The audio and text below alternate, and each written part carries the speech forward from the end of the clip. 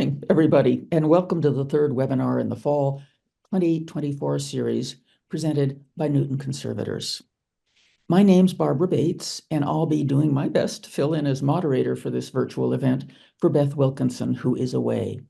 Newton Conservators is an all-volunteer nonprofit land trust established in 1961 that connects people to open space and works to preserve and maintain open space in Newton for everyone to enjoy. So before we start, I want to take a moment to acknowledge what we enjoy so well. We are so grateful for the beauty, the sustenance, and the solace that Newton's open spaces and forests provide for humans and other creatures with whom we share the earth. We acknowledge that the Massachusetts people's stewardship of this land has kept its ecological communities vibrant, strong, and interconnected for thousands of years.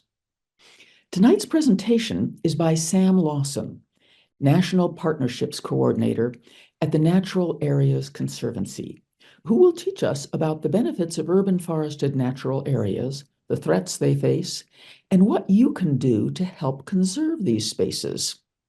Sam has made a career of helping people share information and support each other to build more resilient networks. He works with the Forests and Cities Network, a national initiative to connect professionals who care for urban natural areas. Previously, he conducted community engagement at New York City's Department of Emergency Management. He holds a bachelor's from Bennington College and a master's degree in natural resources from Cornell University. We are very fortunate indeed that he'll be sharing his expertise with us tonight to underscore the importance of our urban forests. Welcome, Sam. Thank you for that introduction. Again, I'm based in New York City, but originally I'm from Massachusetts as well. I'm from Holyoke, Massachusetts, out in Western Mass, and have been living in New York for about 8 years now. But as you said, I work for an organization called the Natural Areas Conservancy, and I'll talk more about our organization and where I'm coming from. But that's just a little bit about me. Tonight, I'll be talking about protecting urban forested natural areas and how you can make the case for conservation. My focus is going to be on basically how you could speak to policymakers, neighbors, friends, anyone about forested natural areas and how you can basically make the case for why they're important and why they should be conserved. So the goals of my presentation are to introduce the idea of forested natural areas and the Forests and Cities Network that I coordinate, and discuss how to advocate for and protect forested natural areas. The kind of structure of my presentation, I'll be just providing an introduction, a brief introduction to my organization, my network that I run, and the forested natural areas concept. And I'll be answering 3 questions. So why are forested natural areas important? What are the threats to forested natural areas and how we can protect them? What can we do to protect them? So first, who we are. So my organization is based in New York City. As I mentioned, we are a nonprofit partner to the New York City Parks Department. We help to manage and restore 10,000 acres of forests and wetlands since 2012 in New York City. Some of our work includes conducting scientific research, developing innovative natural area management tools, providing green job training, promoting park stewardship. All of those are mostly based in New York City, but my work is to convene our Forests and Cities national network. So we are really a New York City nonprofit based trying to restore the natural areas of New York City, sort of like the Newton Conservators do in Newton. But we also have this national scope where we're trying to connect people who work on the same thing we do. Right now, our network has 21 cities in it, one of which is Boston, Massachusetts, where we work with our partners at the Boston Parks and Recreation Department, Mass Audubon, and Boston University. Each city has a team of a few organizations that we work with that work on stewarding natural areas in their city. The reason we created a national network, even though we are a locally based nonprofit, is we had a question, which was, is what's happening in New York unique, or is what's happening in New York common across the United States? And what we found was a lot of the same issues that are faced in New York or faced in Boston or any other city are really similar. Almost so, based on a survey we did of many natural areas practitioners across the United States, limited funding and staffing is pretty much universal. There's limited data or low awareness of where forested natural areas are or what they are. There's limited policy, and there's uncertain management approaches. Ecological challenges, I know this is a problem everywhere. Invasive species, particularly in urban areas, is a huge problem. And disrupted natural processes due to the urban context. So that means higher use by humans, fragmentation, climate change stressors, and wildlife impacts like deer browse, all kind of make urban forests have this unique set of challenges. So traditional forestry often isn't focused on this set of challenges that forests and cities face. And that is why we created the Forests and Cities Network, to try to get people who work on these challenges to know each other, share best practices, and we generate new information with that network. So our goals are to nurture and grow a national network of experts. What people say they get out of the network is that they meet other people doing the same work across the country. We advance urban forest science and practice. We use this group of people to do research and try to share research that is innovative across the country. And finally, we raise awareness and advocate for increased resources and support. Again, funding is a huge issue across the country for these spaces. Also, people don't really know about often or realize that they're there or that they require any sort of maintenance. And so our goal is to talk about forested natural areas. But what are forested natural areas? This graphic depicts what is often described as the urban forest. You've probably heard that phrase before. The urban forest includes all the trees in the city. But when we're talking about forested natural areas, we're just talking about places that look like the woods. So forest patches, not landscaped parks or yard trees or street trees. Much of urban forestry is focused on street tree planting, which is great. We support that, but we think forested natural areas are kind of neglected in this conversation, and often they have more trees and more other benefits than even street trees. So we are trying to advocate for forested natural areas when we have this conversation. This graphic is just showing, again, the difference between a landscaped park and an urban natural area to give you an idea of what they are. They look like this. This is a park in Manhattan, which looks like a forest because it is. And recently this forest was in the news because it set on fire due to the recent droughts.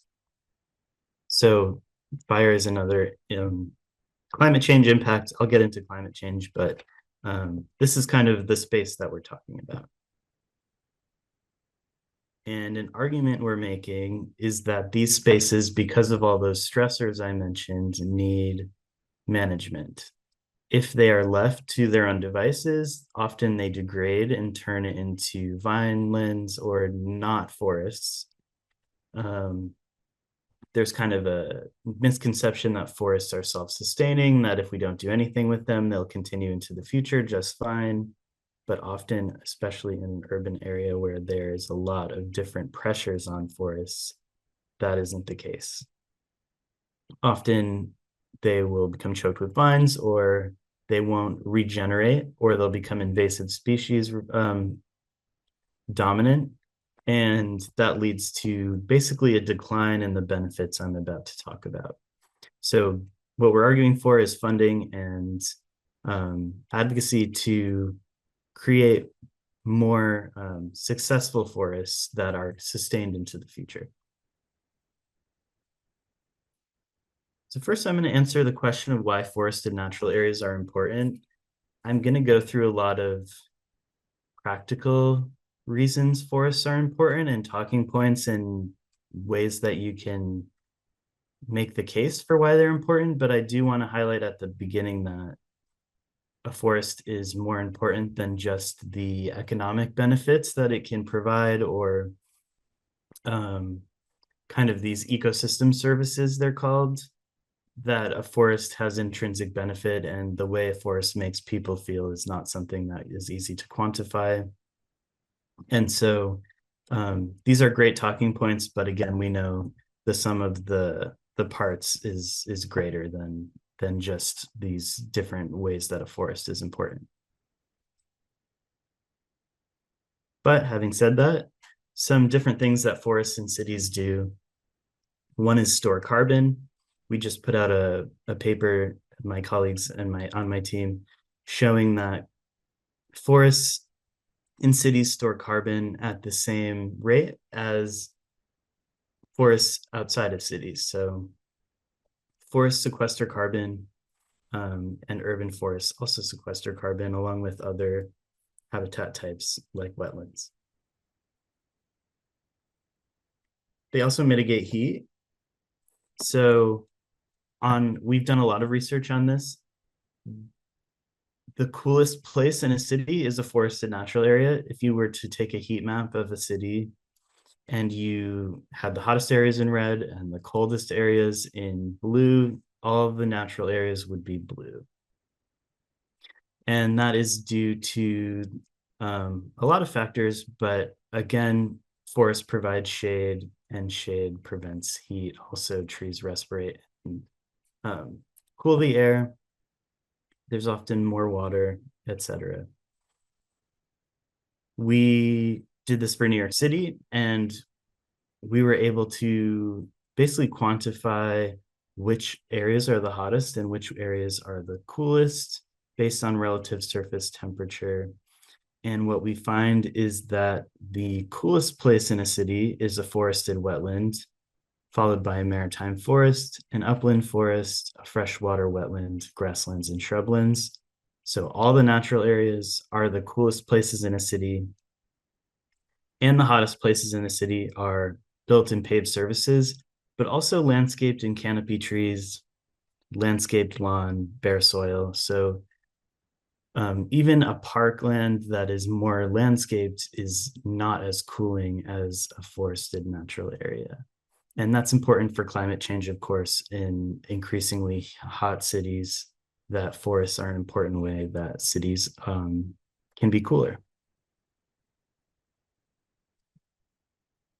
Something else we found in this study was that a healthy forest cools better than a degraded forest. So a forest that is choked with vines and invasive species and the trees are dying is not as effective at cooling as a healthy forest. And what we find is this is true at every time of the day, and that forests do better than landscaped trees, no matter what time of day it is, to cool the surrounding environment. And this can be a lot. It can be, I think the greatest difference was in the Bronx in New York City. There was a difference in the forested natural area and the surrounding built up area that was something like 10 to 14 degrees Fahrenheit on the hottest day of the year. So it's a big difference. Another one is stormwater capture. So we are when it rains, trees and grass and wetlands, they capture water and they sink it into the ground, and they slow down the course of the water so that it doesn't create as much flooding. Where in an urban paved environment and other more impervious surfaces, stormwater is able to pool and create stormwater flooding. Another thing that it does, flood mitigation, slightly different. If there is a flood, having green space slows the water down and makes floods less catastrophic. This is true both on the coast for coastal cities, but also in a place like Newton along waterways. Often, if green space is along water, like it is, for example, in this picture in Houston, Texas, it will slow water down, make it less, make flooding less severe, and also if people aren't living in the floodplain and it's a natural area instead, less flooding. One of the biggest ones is biodiversity. So these areas are incredibly biodiverse. I know a lot of work has been done in Newton around quantifying what is in the forest, what plants and animals are taking advantage of it. And biodiversity in cities is significant. It was a topic at the most recent COPs in Colombia, and it is kind of in the past urban ecology was not considered a serious thing, but now, especially in forests and wetlands, we recognize that there's significant biodiversity in cities all around the world, captured in especially the natural areas, which are significantly more diverse. This, to me, is the most important one.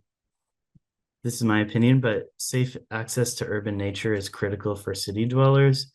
A lot of people, especially low-income individuals, are less able to travel and experience nature outside of cities. I think this is true no matter where you live. This was an example from a study we did in New York City that 50% of park users reported experiencing nature only in an urban parkland. That means that 50% of New Yorkers are only experiencing nature in the New York City park system, which makes them incredibly valuable. I think this is what makes them so valuable outside of all these other benefits they provide. The experience of being in nature is something that you can't really put a price on, especially I think for young people, and that is something that forests provide. Especially to people, again, who cannot travel far away. So residents of Newton who don't leave very much, the natural areas there are the places that they experience nature, which we know is good for human health.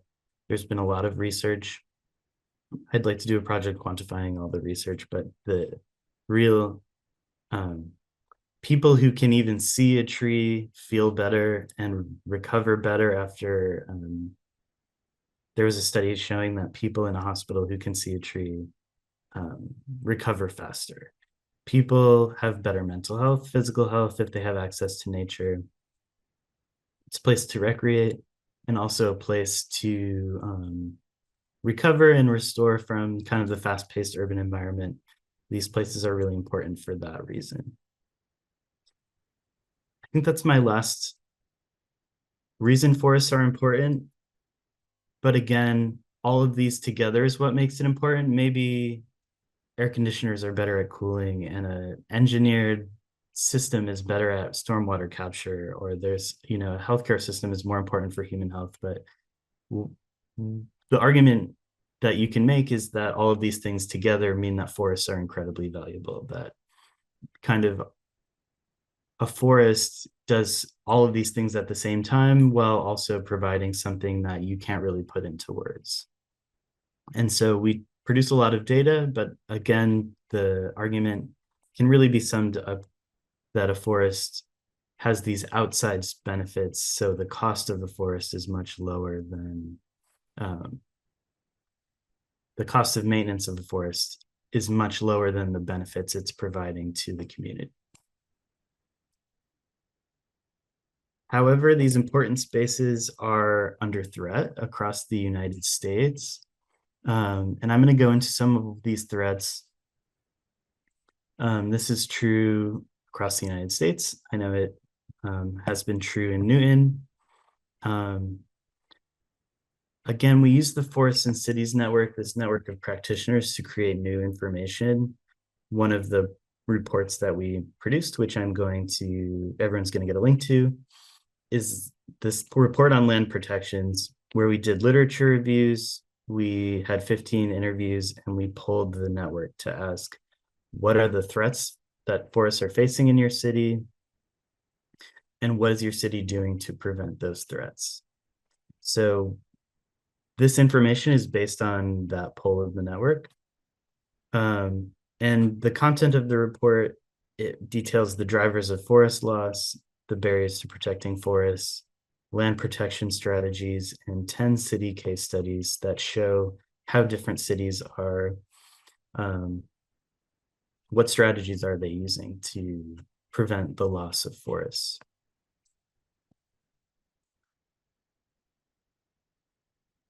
These are the kind of what people said were the drivers of forest loss. I'll just note that most of these are development. Cutting down the trees and building something else is the biggest threat to forests.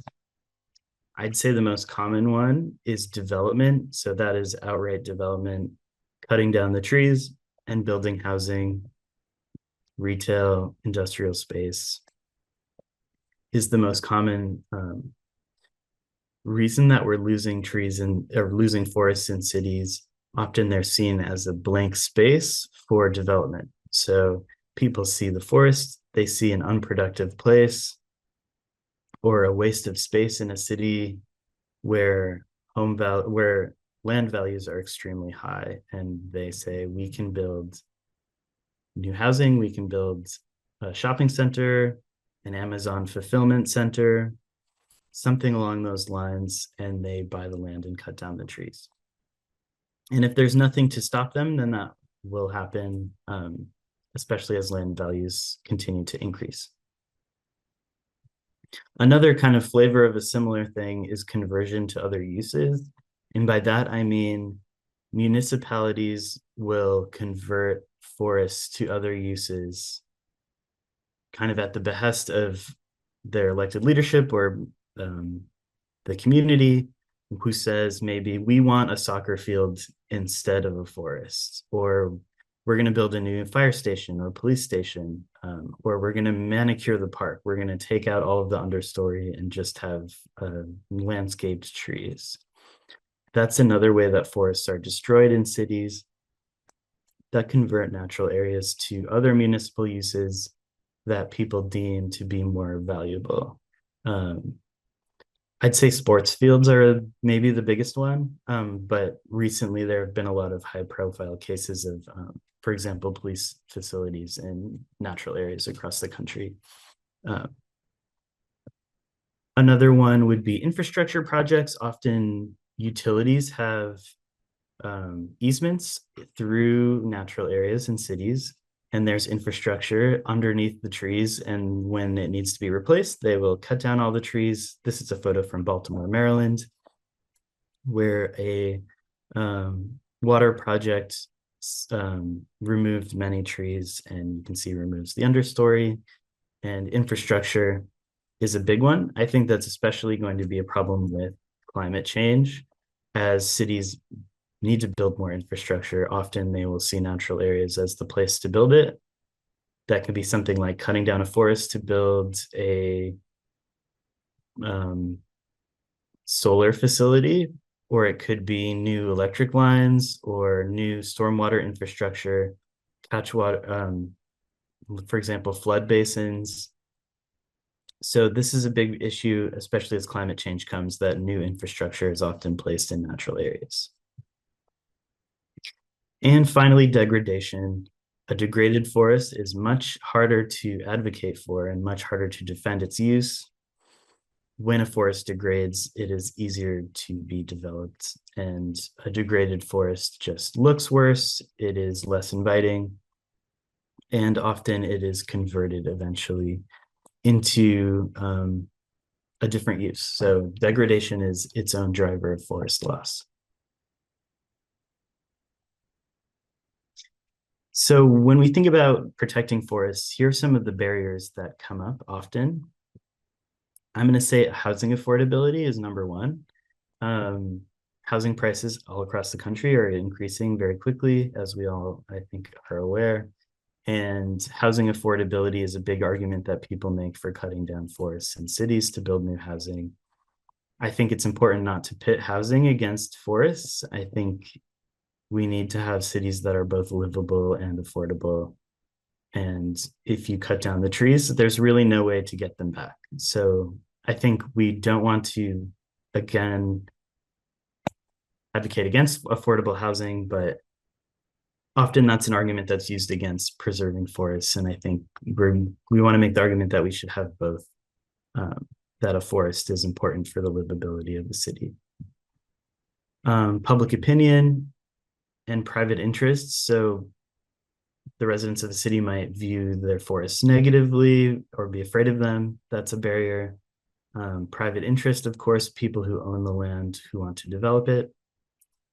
Even if cities have laws, often they are not enforced. And there's often a lack of political will, even if residents want something, elected leadership or, city staff might not have the political will to carry out what's needed to protect forests. There are economic arguments, for example, building an Amazon facility. There's this argument that the economic benefit of cutting down the forest is greater than the cost. And this economic argument is a barrier to protecting forests. There's also maintenance costs. We know that parkland needs to be maintained, and that costs money, which is a barrier where cities won't actually acquire land because they're afraid of the maintenance costs that come with that. Loss of local control is not really an issue in Massachusetts, but in other states, the state legislature will prevent cities from passing any laws that protect forests. This is true in states like Florida and Texas. And lack of information, people just don't know about the forest and they don't know where it is, or they don't know why it's important, and that can be a barrier to protecting it.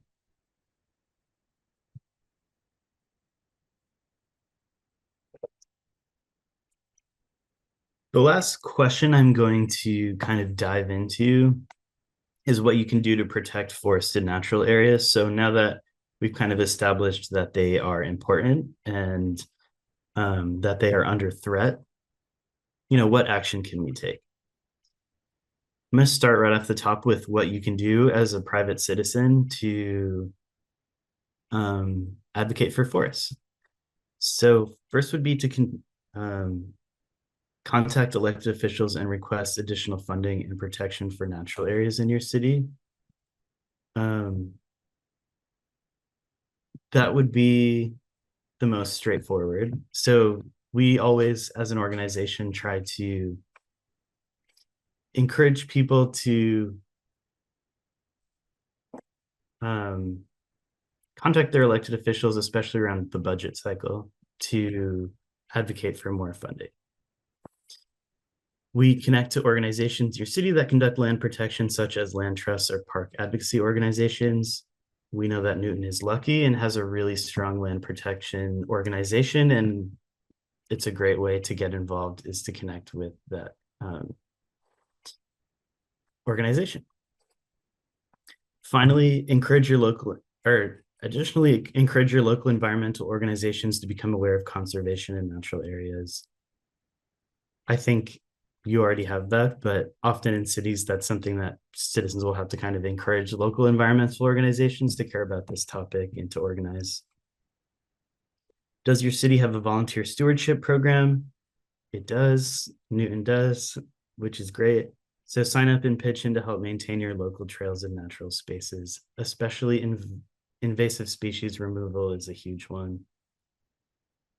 And visit local natural areas and post about it on social media.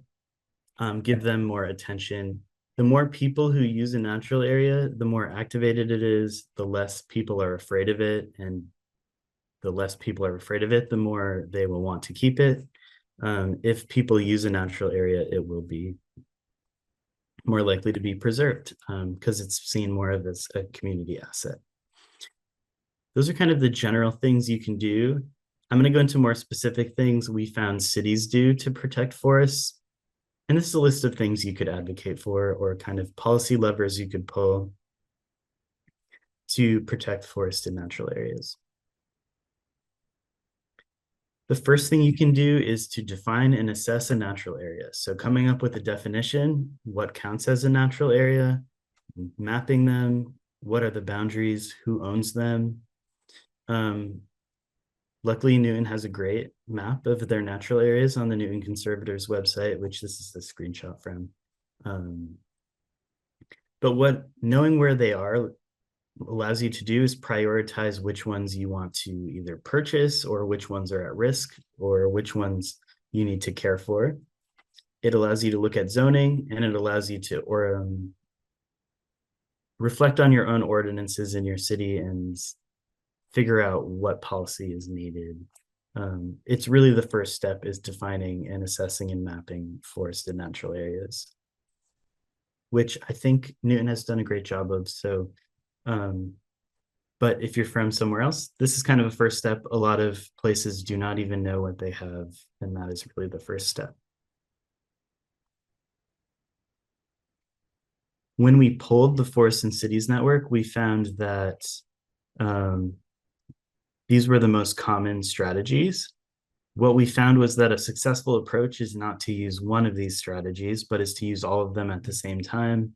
We're recommending a toolbox of approaches that you use at the same time so that they kind of overlap, that forests need overlapping protections.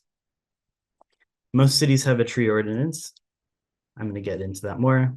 Clean water regulations, again, universal across the country, zoning and land use restriction. Less common would be land acquisition, which I know has occurred in Newton, endangered species regulation, and natural areas ordinances. I'm going to get more in depth into each of those. So the first way that you protect land, of course, is to outright buy it or put an easement on it. Luckily, you have a land trust that's very active in your community. These are some examples of other land trusts that we have in our network. But who owns the land is kind of the crux of the issue. And what can they do with it? Who has land acquisition authority? So in different cities, it looks different. That's something that you can research for your own city, is how they can acquire land. Often nonprofits are really important for this.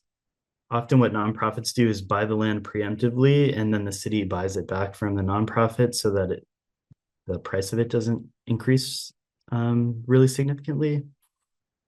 So often nonprofits act as brokers where they facilitate the purchase of land. And then they hold easements where you're not allowed to develop the land. I know that, for example, the Newton Conservators, I think, holds an easement on many properties in Newton, one of which I think is the Webster Woods, where they're not allowed to basically develop the land in perpetuity. If you want to know more about that, I would reach out to the Newton Conservators. They have much more expertise than I do, but this is kind of the first step, is land acquisition. The other one would be tree ordinances, which vary widely between cities. The big question is which trees are protected. Luckily, I did a little research before this, and I know Newton passed a new tree ordinance in 2024, which is incredibly strict, which protects trees on both public and private property. When you protect trees, it kind of has an umbrella effect across the whole forest, where if you can't cut down the trees, then the forest is less appealing to developers, and it creates an umbrella effect where they can't be cut down. Which trees are excluded is also kind of the crux of the issue of how hard is it to cut down a tree. Often tree funds go into, so restitution funds, when you cut down a tree and you have to pay recompense, that goes into a fund which often funds the tree services or even land acquisition that a city does. So often, if those fees are not high enough, developers see it as a cost which is worth paying. So the amount of fee in a tree ordinance is really important for saving trees.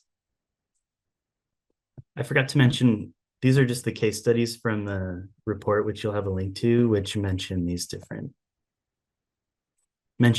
strategies that cities take.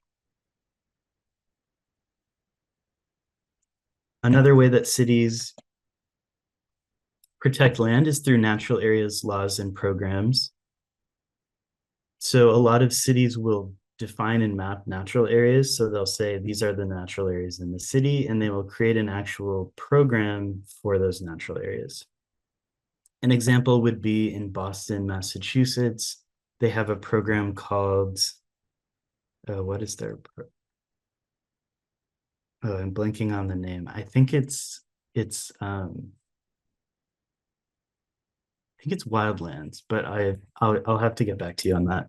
But for example, it's all of the natural areas in Boston are encompassed in this program where they do advocacy and outreach about the program. So a lot of cities don't have this. It's a really good way to get the word out about natural areas, is to define and have like a dedicated program to saving them.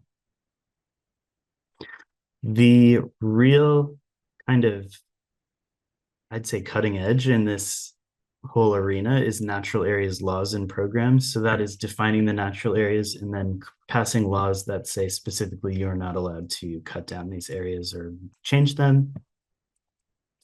That is what's happened in the city of Houston. I would recommend checking that out if you're interested more in the natural areas laws.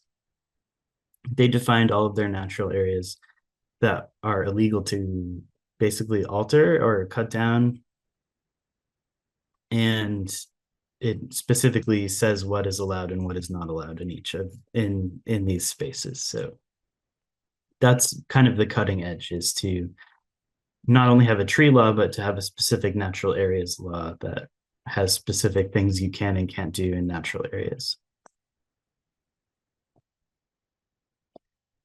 Another one would be zoning and land use restrictions, which often zoning has certain requirements for impervious surface cover over a parcel of land. Or if there's a forest, it'll have specific parameters for preserving the forest, or you'll have to have a plan for preserving the forest. And something people do is they swap land. So if you purchase, let's say, a tract of forest and you want to develop it, you can swap it for a different tract of land that has the same zoning, or you can change the zoning basically at a different tract of land, which doesn't have the forest on it, so that you're not cutting down the forest. This is something that happens in cities. But really, zoning is one of the tools in a toolbox to make sure people don't cut down the trees when they buy a parcel of land.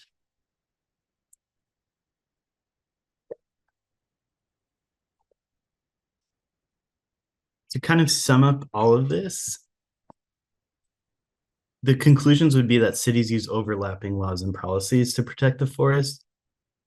It's good to have land acquisition and then a tree law and then zoning and also a program to take care of these spaces. All of those different overlapping laws and policies is what makes a successful strategy. You could have the best laws in the country on the books, but if no one's enforcing them, it's not going to be all that useful. So enforcement and proper funding of the agencies in charge of enforcement is really key. Knowing the extent and state of natural areas, a lot of cities, again, do not know what they have, or they do not know the ecological characteristics of those spaces. Knowing the extent and state of natural areas is really important. And I think that is the first step. I would recommend everyone evaluate the existing laws and policies in your city. Again, Newton has a pretty strong conservation background and current, again, I mentioned the tree law, but it's good to know what the laws and policies pertaining to natural areas are in your city before you start to advocate for new ones. I'd recommend examining what other cities are doing, especially cities that are comparable to your own and face the same regulatory background. So other cities in the Boston area, for example, would be good places to look for what they're doing to save their natural areas. And finally, find local champions.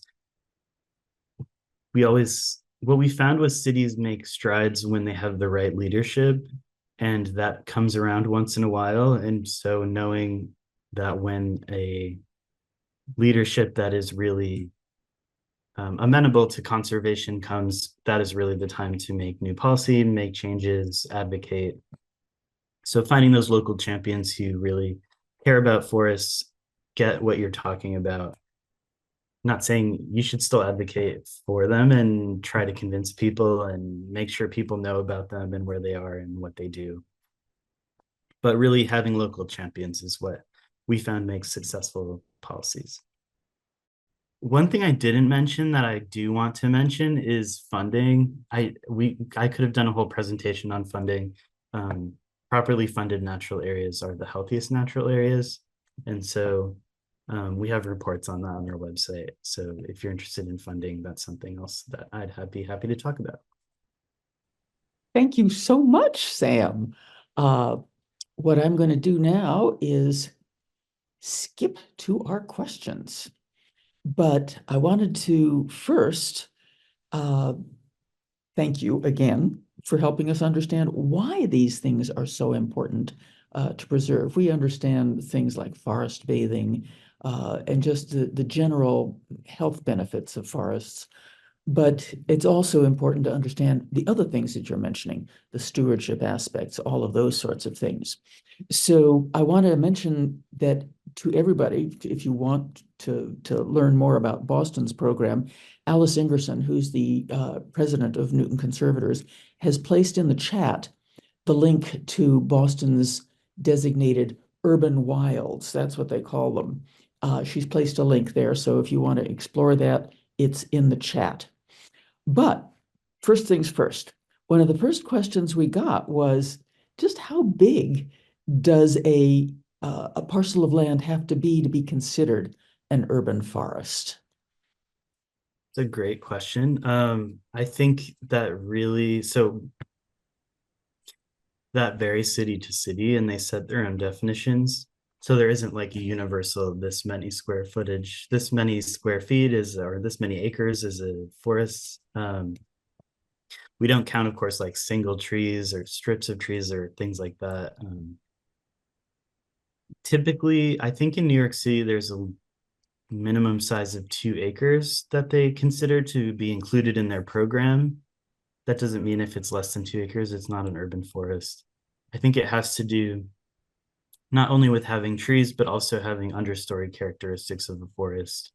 Often it has, in natural areas laws, often will say natural vegetation, an understory of plants, a mid-story. It has more of that composition of the forest. And um, so to your question, in combination, many adjoining backyards in Newton support undesignated, unmanaged communities of volunteer trees. Often that is included in a forested natural area. A lot of forested natural area is on private land.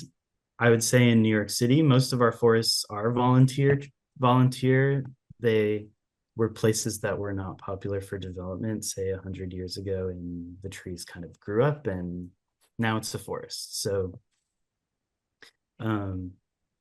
I would say it really depends city to city on the minimum square footage. They'll set their own, but it has to have those kind of forest characteristics. Not usually it's not mowed underneath, and often it is on private land.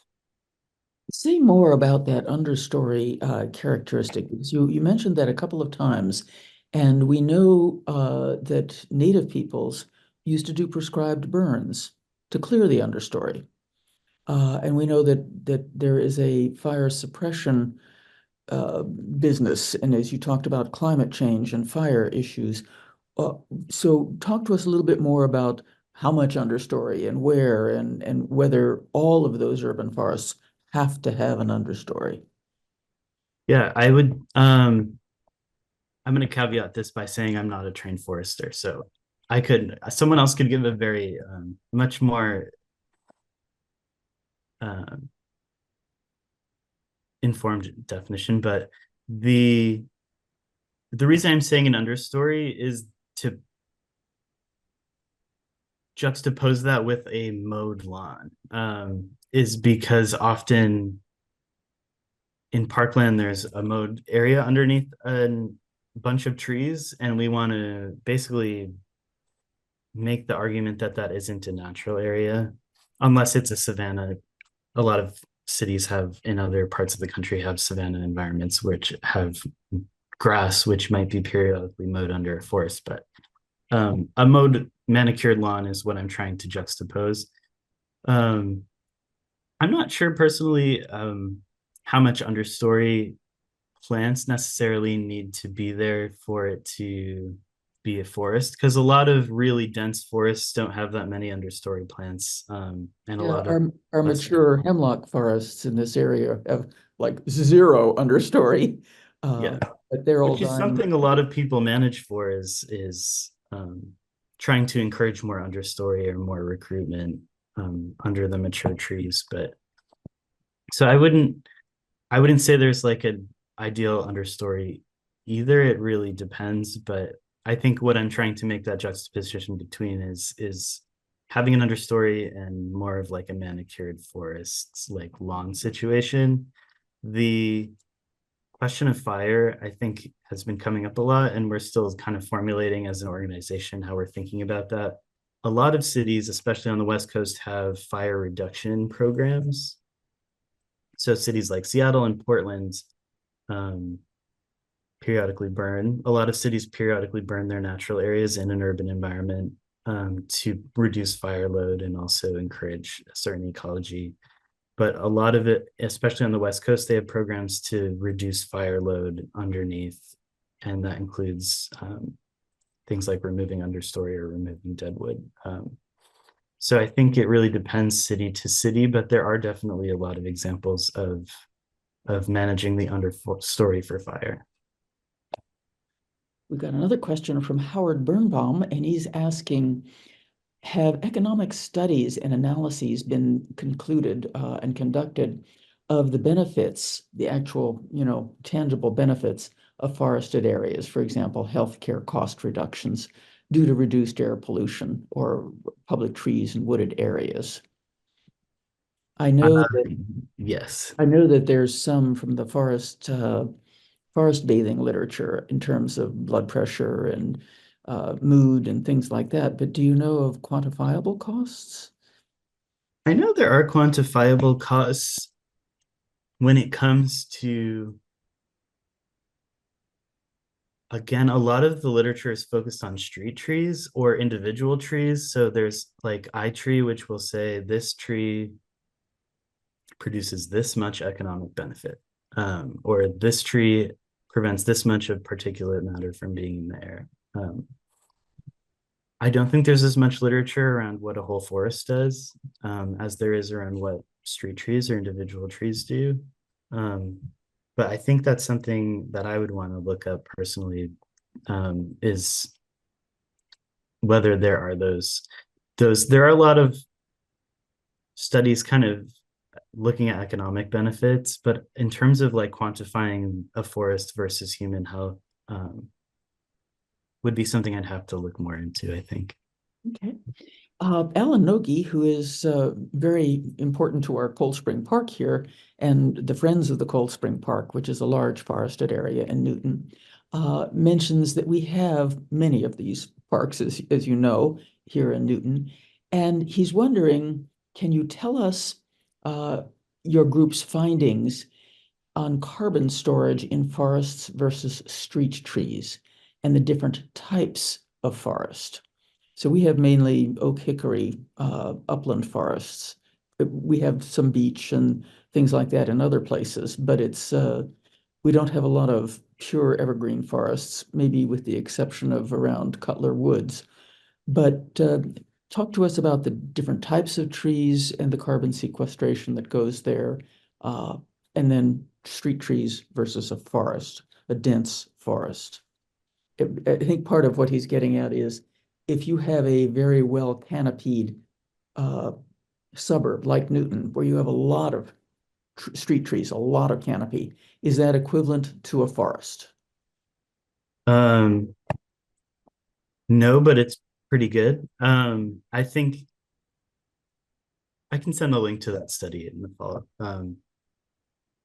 the I think a lot of the carbon is stored under the ground and is in the dead trees and is in the understory and in the midstory and in the leaf litter and in that whole ecological kind of continuum. And street trees don't have that. They have, I mean, they have underground storage. They have, you know, they store carbon. There's no doubt about that. But a forest stores more carbon, I think, per area because it has a more complicated and diverse ecology. And again, a lot of it is stored under the ground. So that kind of process of the leaves breaking down every year and all of kind of that whole process stores carbon and builds it up. So I think a forest has more carbon, but a great forested neighborhood also stores a lot of carbon too. Yeah, I think the leaf litter is a big issue, and deadwood, because that gets cleaned up completely on street trees on the little verge where that is. Ted Chapman is asking whether you have run into cemeteries with arboretums. We have a Newton Cemetery, which is an arboretum. I think it's a class one arboretum. Mhm. Uh, Being given permission to cut down a forest to increase burial space. There are there are alternatives such as a burial forest or green burials. And Newton Cemetery was given a waiver to the tree ordinance that we had in order to cut down a forest and get more burial space. They did add more trees, but it wasn't forest density trees, and there was no understory. Uh, Do you have any advice for us on this? Um, Did New York City run into this issue where cemeteries wanted to cut down trees or forests? I think I think that would be probably a national issue. I would assume that most cities run into that. New York City is very built out, so a it's kind of a unique case because there's not a lot of land to begin with that is left as forest. Or but I would imagine that that is an example of a conversion to another use from a forest to a cemetery would um I think it kind of highlights the issues with also private land. It's much harder to preserve forests on private land, for example, that a cemetery owns. If the tree ordinance is the only thing standing between the trees being cut down or not, and you get a waiver, then you can cut them down. But if there's a lot of other kind of barriers to cutting down a forest, then it becomes harder on private land. So that might not be the best answer to your question, but I would imagine that's a problem across the country. But on private land, it's much easier to convert to another use, especially if the tree ordinance, especially if they can just pay for the trees. So maybe the tree ordinance doesn't get waived, but they're saying, well, we can cut down these trees for this amount of dollars, and then we can build something or put in more graves or make more money on this in this way, and that will kind of justify the cost of cutting down the trees. And so I think it highlights the issues with private versus public land. Hmm. We have some questions about stewardship, and it really relates to maintaining these urban forests. Uh, what percentage of a city's budget, like a per acre forested area, would you recommend in terms of somehow providing the stewardship? And I'm assuming it's invasive removal, but it might be other things, uh, you know, prescribed burns or whatever have you. Mhm. Uh, do you have a rule of a guideline for how much per acre should be spent to maintain these? We do for New York City. If you Google the New York City Forest Management Framework, there is a dollar value in there um, for managing New York City's urban forests, I'm pretty sure. I don't have it off the top of my head. Um, we don't Well, have like a set we have for New York City, this is the goal of the amount of money we would like the city to spend on forested natural area maintenance. We don't have that nationally, like this is how much a city should be spending. We know it is universally low. right now. Cities will spend 1% of their parks budget, which is usually a small portion of the whole budget, on forested areas. I know New York City is in that situation. Um, there are outliers. Cities like Chicago spend a lot of money on forests, but the kind of we don't have an ideal number for every city, but we know it's low right now. We know it's very low. That even it's often in a parks department, not always, but usually it's in a parks department's budget. And a parks department's budget is also paying for pools and basketball courts and recreation leagues and all these things people love. And so you're kind of, I don't want to say competing, but you're often forests are not the like sexiest thing to an elected official that you're trying to convince to fund the park. Maybe that's not the part of the park that they want the money to go to. So um, it's definitely a struggle to fund these areas, but for New York City, we've definitely set a goal that we want to reach. I'm just not sure what it is off the top of my head. Okay, thank you. Uh, we have another question from Alan Nogi asking about the management of our oak forests and how to deal with the invasive Norway maples. They were planted as street trees, but they grew fast. They provided a lot of shade, but they are incredibly prolific in terms of leafing out earlier and producing an enormous amount of seeds that spread everywhere. Do you have successful case studies of removal that you could point us to?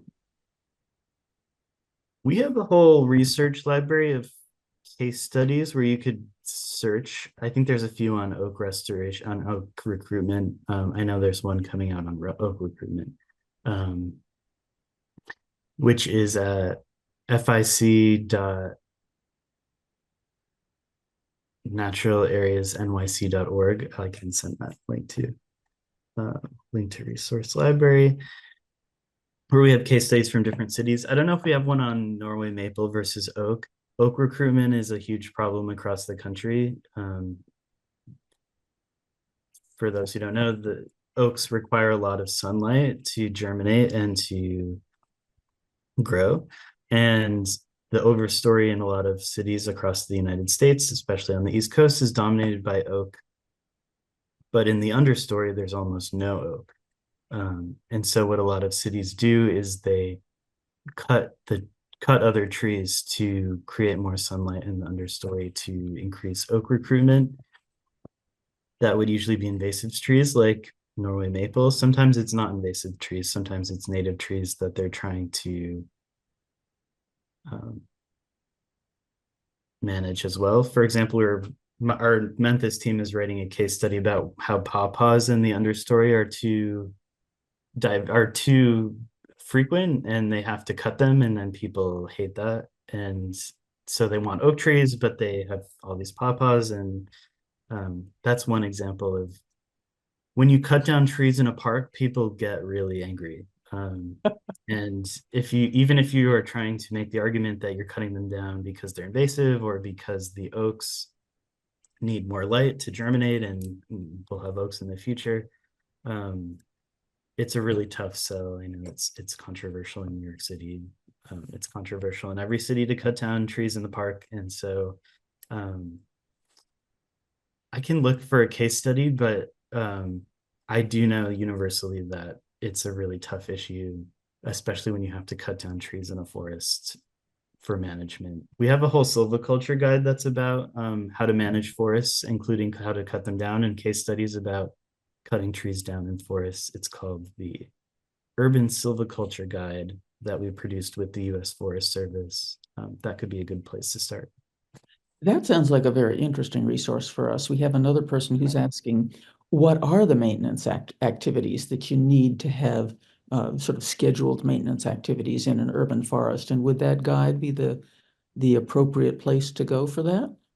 Yeah, I would recommend that guide. It has kind of like the suite of the different management approaches and case studies of cities that do them. Number one is invasive species removal. Excuse me. Invasive species removal is probably the biggest one and the one people spend the most money on. Other examples would be if there's a trail system, maintaining the trails. That costs money and time and volunteers, and that's a big one. Trash is probably the other big one, illegal dumping, or whenever you have people using a park, there will be trash. And that's the other maintenance activity that probably costs the most money. Also, some other kinds of programs that forests have might be prescribed burning, but on the East Coast, that's not as common. Another one would be deer management programs are pretty common in cities and something that they'll pay for deer reduction through various methods. But that's another example from our network. Did those studies talk anything about the impact of worms, invasive worms, on urban forests? And is there anything we can do about that? We had a while back, we had a very interesting webinar on the jumping worms. I know about the jumping worms. I've seen them in the forest, especially I went to New Haven fairly recently and they were everywhere.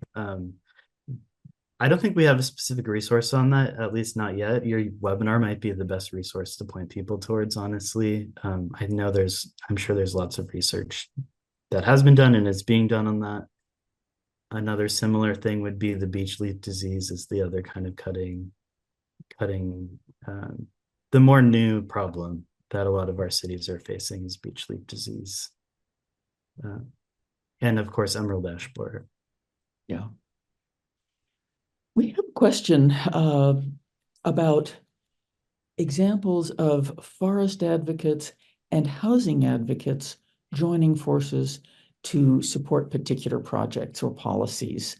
Alice is saying that many American suburbs have a quiet but dark history of preserving open space explicitly for excluding a certain kind of person. They say ecological benefits, but implicitly it's for excluding lower income households, especially multifamily housing. So do you have examples of partnerships where they can get together that we could look at? Yes. There's a great case study on our resource library about in Boston. The city purchased a new tract of land and most of it went to conservation and then part of it went to Habitat for Humanity where they built new housing on it. That would be a kind of really clear example where kind of that was a hot topic I went to the Land Trust Alliance conference this year in Providence, Rhode Island. That was kind of one of the hot topics was how can we work with housing organizations to preserve land while preserving open space. It's a dark history. I would say it's also a dark present. I know in at least the suburbs of New York City, it's ongoing, it continues. And the kind of, there's this really good case study out of New Jersey right now where a college, I think it's Drew University, is trying to, this might be really interesting for Newton in particular, is trying to develop the land, and there's this big fight about what kind of housing will be built on the forest and whether it can be cut down. And I would look that up as an example too, because that's kind of more of a bad example of how it goes wrong. Yes, it's Drew University in New Jersey's housing. It'll come right up if you Google it. It's been in the news a lot. But yes, there are examples of, and I think it's something that is more and more being talked about is how to preserve land and also build new housing at the same time. A lot of it comes down to zoning and what you're allowed to build, and zoning is a good way to preserve a forest, but it's also a good way to exclude certain kinds of housing, certain kinds of people. Thank you for that question, but there's definitely examples of people working on that issue. Yeah, it's a tough nut to crack. We have another question about creating diversity, biodiversity. And are there recommendations specifically or examples specifically about creating, I don't know whether it's selective cutting to enhance like old growth characteristics or to create openings to enhance diversity or understory growth or regeneration, anything like that that you can cite for us. I would again point people towards that urban silviculture guide um, that we developed. I'm not an expert on that guide. It was before my time at this organization, but there's definitely examples in traditional forestry that's really common, and I think in urban forestry it's increasing. Again, you would cut some trees in the overstory to increase the understory and increase recruitment of new trees. The recruitment of new trees is a major issue across forests in the United States, but especially urban forests, where because of deer, because of people trampling the understory, there are not new trees coming up under the overstory, and therefore when it eventually senesces, it won't be a forest anymore. And so yes, there are things being done by cutting, but again, it can be really controversial in a city because people don't understand maybe that concept, or they see a tree being cut down and they, rightfully are upset. And that's kind of the other side of that issue is yes, it's being done, and also it can be tricky in a city. Okay. Two last questions. One goes back to the invasives and what's the best way to deal with them. The person, two or three people are asking those questions, and they note that it seems to be mostly a volunteer effort here in Newton. Do you have any guidance for us to increase the volunteering and the stewardship that's helping, or case studies you could present or point us toward that would help us improve our volunteer and Yeah, I doing? think honestly, volunteer programs or other workforce programs are one of the biggest ways people are removing invasive species. One kind of benefit of urban areas is it's not like a whole forest in a small town where you're dealing with hundreds and hundreds of acres. Well, you're dealing with hundreds of acres, but not thousands of acres. So it's more realistic to manage it with volunteers. I would say most successful invasive species removal programs use volunteers or other workforce development projects. Like in New Haven, they have a vine cutting crew who are formerly incarcerated individuals who go out and they cut vines all day and remove invasive species. That's one example. I'd say funding is a big one. It's hard to just do it with volunteers, and volunteers can't do things like use heavy machinery or perform huge restoration projects or use pesticides or things like that. So there are limits to a volunteer program. So it's not, I wouldn't say it can't be the only solution, because the problem is usually too great for just volunteers to handle. But volunteers have done really great things across the country.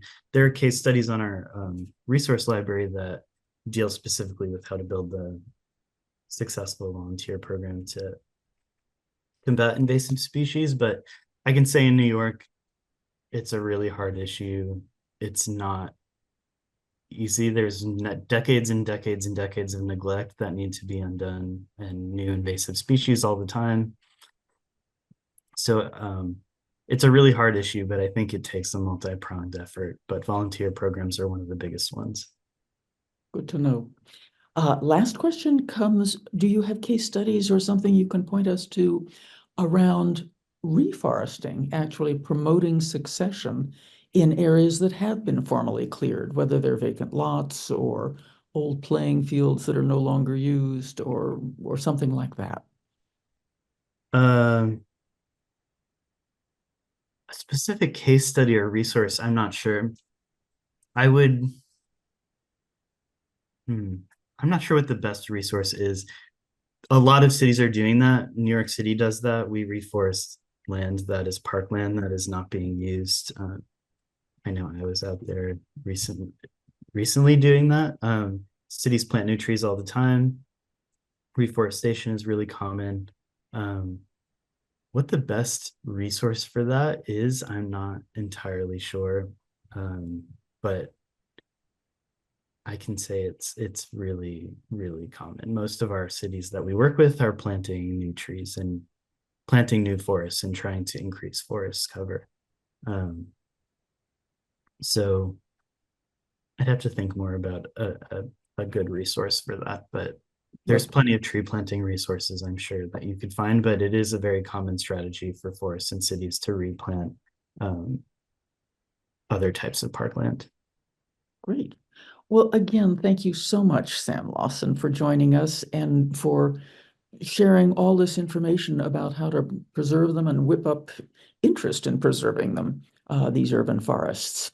What I'm going to do now is say to our audience, if you have other questions, you can submit them to Sam through our email at webinars@newtonconservators.org.